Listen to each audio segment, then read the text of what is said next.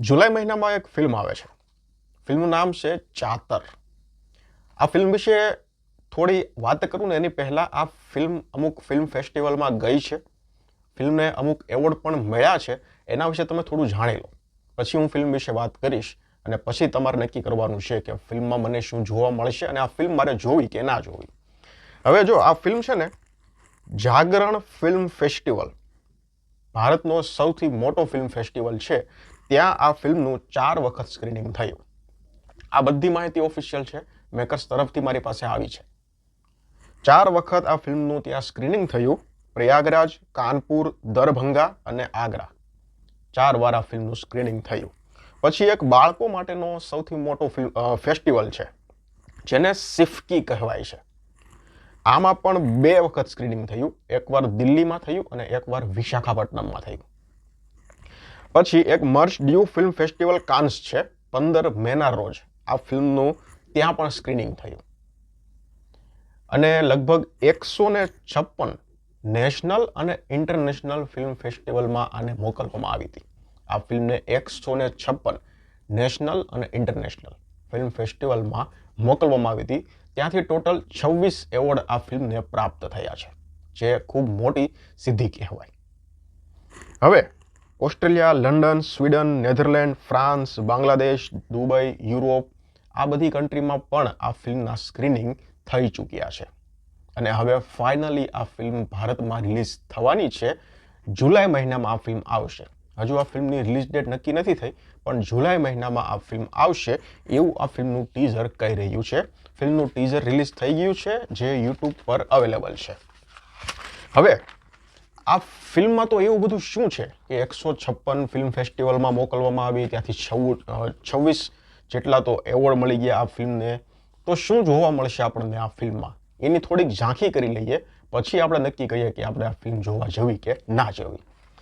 આ ફિલ્મ છે ને, હું તમને એક વાત કહું, ડાયરામાં મેં સવાલ કરેલો હતો. જ્યારે હું હોસ્ટ હતો ને ત્યારે મેં સવાલ કરેલો હતો રિવ્યુઅરોને કે ફિલ્મોની અસર સમાજ પર પડે કે નહીં પડે, કેટલી પડે છે. તો આ મત ઉપર સિદ્ધાર્થભાઈ, જે સિટોકવાળા છે ને, એણે એક સરસ જવાબ આપ્યો હતો. એણે એવું કીધું હતું કે ફિલ્મોની અસર સમાજ પર નથી પડતી, પણ ફિલ્મો છે ને એ સમાજને બતાવે છે. એટલે કે સમાજ કેવો છે ને એ ફિલ્મ દ્વારા બતાવવામાં આવે છે. ફિલ્મોથી સમાજ પર અસર નથી પડતી. પછી આ જવાબને તમે છે ને સમજવાની કોશિશ કરજો કે ફિલ્મ મેકરો છે ને એ પડદા પર શું બતાવે છે, જે હકીકત છે, જે રિયાલિટી છે, એ પડદા પર બતાવે છે.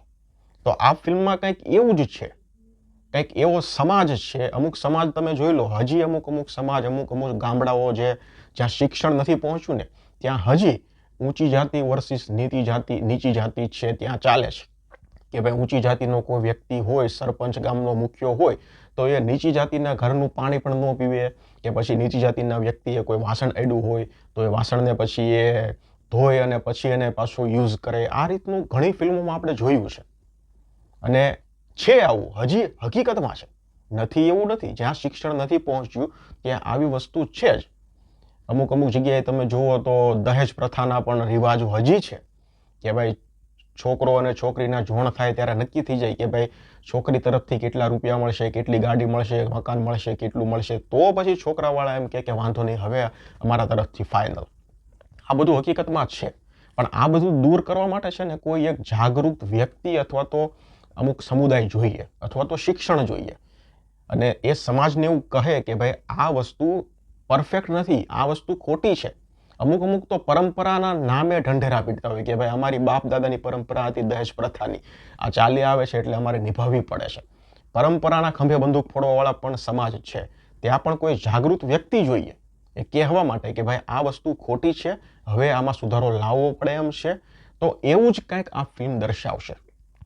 સમાજ છે એને અરીસો બતાવશે.